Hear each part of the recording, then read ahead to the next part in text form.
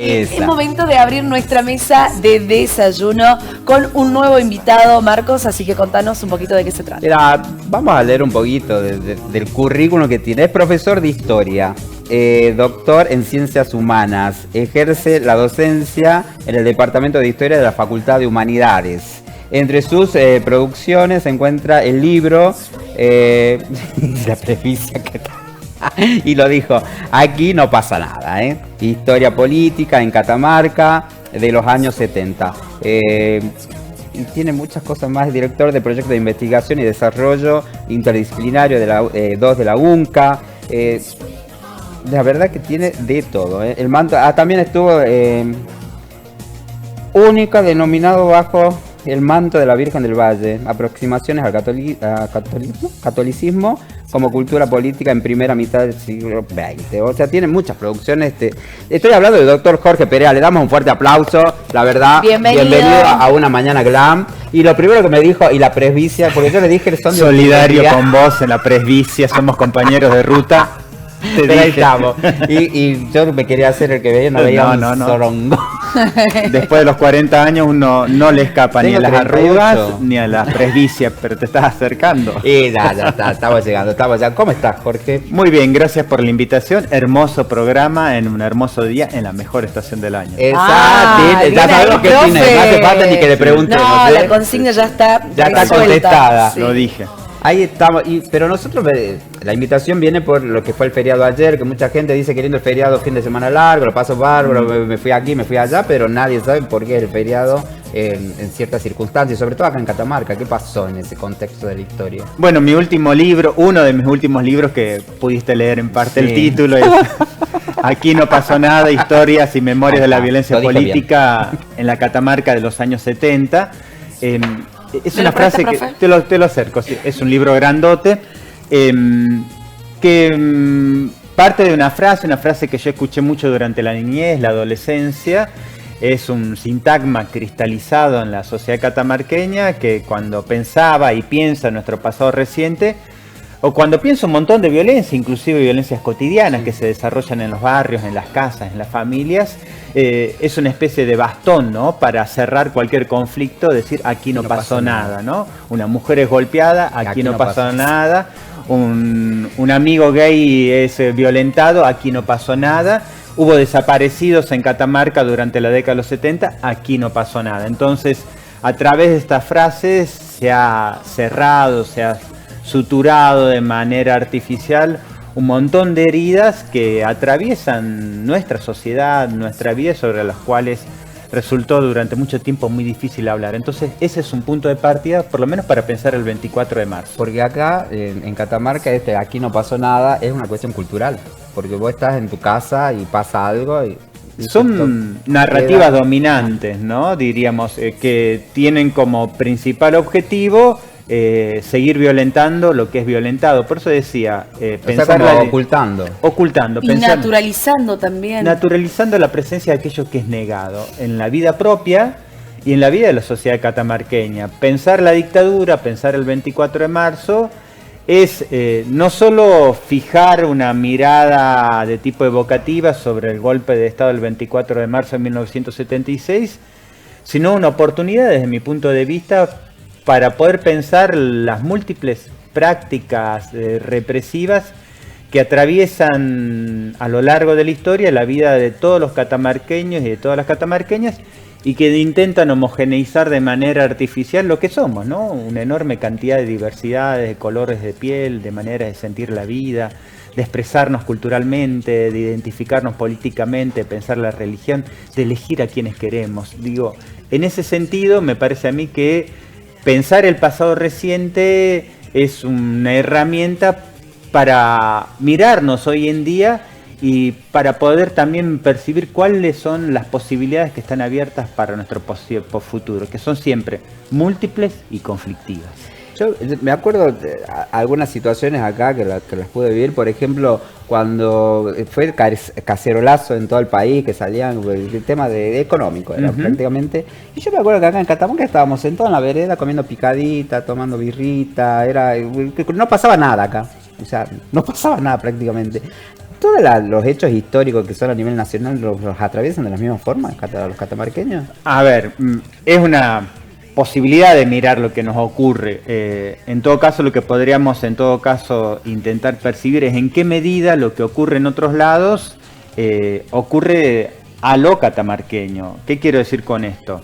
Que hay un discurso dominante que a veces también se expresa en los medios de comunicación, y es que los catamarqueños naturalmente tendemos al conformarnos con lo que nos pasa, que intentamos generar consensos a donde en otros lugares hay solo conflictos, que los catamarqueños y las catamarqueñas nos aburrimos porque no pasa nada importante.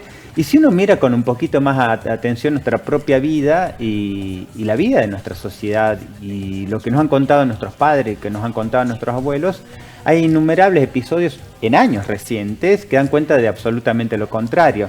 La universidad en la cual yo trabajo es producto de una enorme movilización colectiva que se genera a comienzos de los años 70. La sociedad toda en la provincia sale a exigir por su universidad, y esa exigencia no es escuchada en un primer momento por un gobierno dictatorial, y solo la universidad se logra arrancar, a la dictadura nacional a partir de las movilizaciones que es protagonizada por muchos de nuestros padres y nuestros abuelos. Las marchas María Soledad es otro ejemplo que da cuenta no solo la provincia, el país, claro, el que da mundo. ejemplo de una experiencia distinta a lo que tendemos a pensar de lo que somos los catamarqueños. El catamarcazo en 1972. Que somos protagonistas y no espectadores. Somos protagonistas, somos espectadores de nuestra propia historia. Ahora, ¿por qué se habla muy poco de eso? Esa sería la pregunta. Sí, totalmente.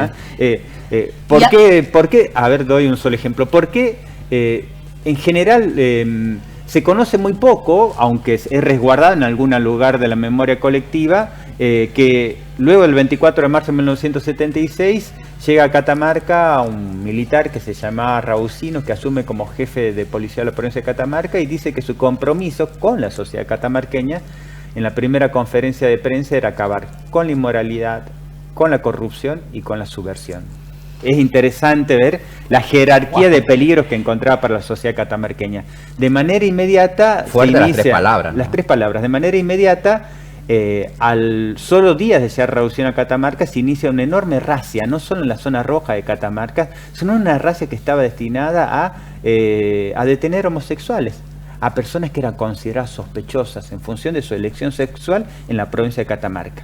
En segundo lugar, la corrupción. ¿Qué ocurre eso? Ese es un elemento o una frase que se utiliza para justificar en Catamarca y en todo el país una de las decisiones económicas más importantes de la dictadura en sus primeras semanas de gobierno, y es una ley de prescindibilidad laboral.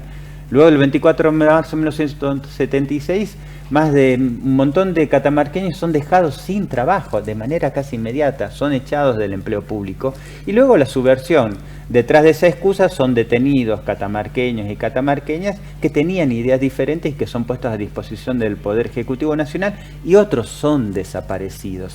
Esas experiencias que son vividas de manera distinta y que son analizadas de manera distinta en su contexto, han sido reflejadas en muchas ocasiones en documentos de la época, en testimonios de los familiares de quienes fueron desaparecidos, de quienes fueron detenidos, de quienes perdieron su trabajo, de quienes fueron encarcelados en esas racias, y sin embargo aparecían hasta hace muy poco tiempo, en muy pocas ocasiones, en los debates públicos. Esa sería la pregunta a hacerse. ¿Por qué se habla muy poco de lo que nos sigue doliendo en lugares ocultos de nuestro cuerpo, de nuestra sensibilidad? Sobre eso hay una diversidad de respuestas, una diversidad de análisis que son propios de una sociedad democrática, que creo que son oportunidades que debemos darnos. ¿Pero esto tiene que ver con cómo somos nosotros catamarqueños, o hay algo detrás que no se quiere conocer o no queremos ver más allá de nuestras narices? A ver, me parece que la pregunta sería en todo caso, ¿por qué en determinados momentos de la historia determinados discursos sobre lo que somos se han impuestos? Sí. ¿Por qué determinadas maneras hasta el día de hoy no hablamos de eso? Porque estamos hablando del año 1970, estamos hablando de hechos que han pasado, que fueron fuertes, y sin embargo, porque hay discursos dominantes, hay violencias discursivas, prácticas represivas que han actuado y que actúan no solo en las instituciones, sino en los lugares cotidianos de nuestra vida. Esta es una posibilidad de ver nuestro pasado. ¿Por qué cuando hablamos de la dictadura, cuando hablamos de hechos traumáticos, de conflictos, tendemos a categorizarlos o analizarlos en otros lugares, lejanos a los lugares a donde efectivamente nosotros vivimos? Esa sería la pregunta. Me parece que la sociedad catamarqueña es una sociedad atravesada históricamente por una gran cantidad de violencias institucionales, por una gran cantidad de discursos de carácter dominante, por dispositivos normativos, legales, religiosos que actúan sobre nuestras vidas y que velan lo que realmente nos ocurre. ¿Y por qué en las escuelas no vemos esta historia? Bueno, yo creo que sí se ven. Este también es en estas semanas o en estos meses o en los últimos años han recorrido en distintos lugares de nuestra sociedad una serie de agentes de carácter negacionista que dicen que en la escuela no se habla sobre lo que pasó en el pasado reciente. Yo creo que hay una enorme tarea que realizan los profesores de historia, ¿no? Reivindico la tarea de quienes forman parte de mi oficio, pero también de los maestros, de las maestras, desde hace bastante tiempo, en las escuelas primarias, en la escuela secundaria de nuestra provincia, la semana o el mes de la memoria, una oportunidad para pensar no solo lo que ocurrió en otros lados, sino también lo que ocurrió en la provincia de Catamarca. Hay una gran cantidad de proyectos institucionales en el interior de la provincia y también en nuestra capital que de manera muy esforzada, ¿no?, realizan maestros, profesores junto a estudiantes, padres, abuelos, que piensan lo que pasó en Catamarca durante la dictadura. Algunos de esos proyectos han sido premiados a nivel nacional, ¿no? Profe, Entonces, cuando vos empezás a investigar y a estudiar todo lo que ha sucedido en nuestra provincia en estos años, ¿hay alguna historia, algún testigo, algún testimonio que vos digas, esto no lo sabíamos y lo descubro ahora cuando empezó, digamos, este trabajo con el libro? El testimonio más revelador en ese sentido es el de la propia historia personal. Yo siempre estuve interesado desde que inicié mi carrera como estudiante por la investigación en los años 70 y era un hecho público y notorio en mi familia. Porque yo leía bastante sobre la década de los 70, porque cuando ya hice mi primer trabajo de investigación más serio, empecé a pensar la resistencia peronista en Catamarca en el año 1955, luego del golpe de Estado de la Revolución Libertadora, y porque luego cuando ya empecé mi trabajo de investigación doctoral, el tema de investigación era la dictadura en Catamarca en los años 70. Sin embargo, recién a los 35 años, mis padres me contaron que el verdadero motivo por el cual nosotros habíamos vuelto a Catamarca en el año 1976 no tenía que ver con una enfermedad, mi enfermedad. Yo supuestamente era enfermo de asma y mi familia que vivía en el sur, como tantos y tantas catamarqueñas, sí, que en la década de los 60 emigraron a la Patagonia para conseguir un trabajo que acá no había en la provincia, tuvieron que volver de repente. Según se le contó a todos, y se me contó a mí también durante mucho tiempo, el motivo más importante del regreso de mi familia tenía que ver con una enfermedad, mi enfermedad. Sí. Y recién a los 35 años, mi padre me contó su propia historia y la historia de mi familia. Ellos tuvieron que volver de la noche a la mañana a la provincia de Catamarca porque muchos compañeros de trabajo en una fábrica del Chubut, de mi padre y de mi madre, empezaron a ser secuestrados y empezaron a desaparecer. Y mi padre era militante, como tantos hombres y mujeres comunes de la década de los 70, en un sindicato textil del Chubut, y su vida se encontraba amenazada y también la vida de la familia. Entonces ese fue un discurso, una versión que tuvieron que construir por la violencia. Entonces digo, tantas historias que han sido ocultadas y silenciadas. Perdón, y la por propia el efecto tuya, devastador, claro, de la ¿tenés represión. asma o era por la historia nada más para volverse?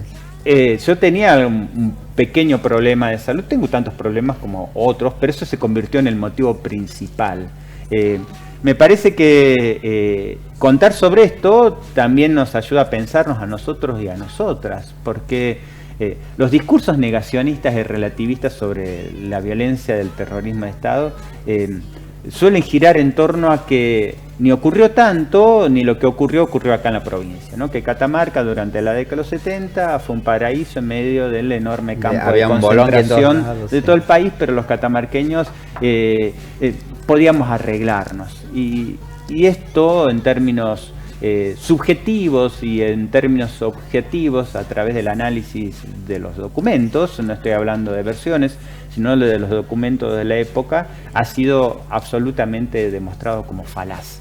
En todo caso, lo que ya ha sido demostrado como falaz, deberíamos preguntarnos por qué sigue accionando sobre nuestras vidas, ¿no? Y me parece que son la enorme virtud de estos discursos que intentan suturar, discutir sobre el 24 de marzo de 1976, sobre el terrorismo de Estado en la provincia de Catamarca. ¿Por qué suturando esto? También se suturan otras preguntas.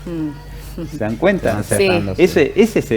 Por eso yo digo que esta fecha no solo es una oportunidad de carácter conmemorativa, sino que es una oportunidad para pensar. Reflexionar. Y esto le decía a Janet cuando comenzamos el programa y te teníamos de invitado, que la historia en Argentina atraviesa todo por Buenos Aires. O sea, nosotros sabemos que el 24 pasó esto, pero estamos siempre viendo qué pasó en Buenos Aires y nunca estamos viendo qué pasó en nuestra provincia. Hablamos muy poco. Se habla cada vez más. Yo tiendo a ser más optimista.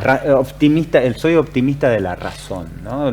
Si uno observa los cambios y continuidades en los últimos 40 años en nuestra sociedad, en la sociedad catamarqueña, me parece que por lo menos hasta hace unos poquitos meses había un mínimo que compartíamos todos y todas. Más allá de las elecciones ideológicas, de fe religiosa y de identidad de sexo genérica que teníamos, es que el mejor sistema de vida era el sistema de vida democrático. Y el sistema de vida democrático es un sistema que asegura que todos aquellos que quieren expresarse tengan la oportunidad de hacerlo. Sobre todo aquellos que piensan lo contrario a mí. Esto es la democracia en definitiva, ¿no? La oportunidad de convivir no solo con los que respeto, con los que quiero, con los que tolero, sino con aquellos que son insufribles, ¿no? O sea, una sociedad en la cual no somos enemigos, sino somos adversarios. Me parece que en la coyuntura actual que estamos viviendo, bueno, esas condiciones se están degradando más y quizás pensar el pasado reciente o pensar el 24 de marzo de 1976 nos permite pensar en qué medida ciertos discursos que en ese momento categorizaban al adversario como un enemigo o como alguien que debía ser eliminado, empiezan a repetirse, ¿no?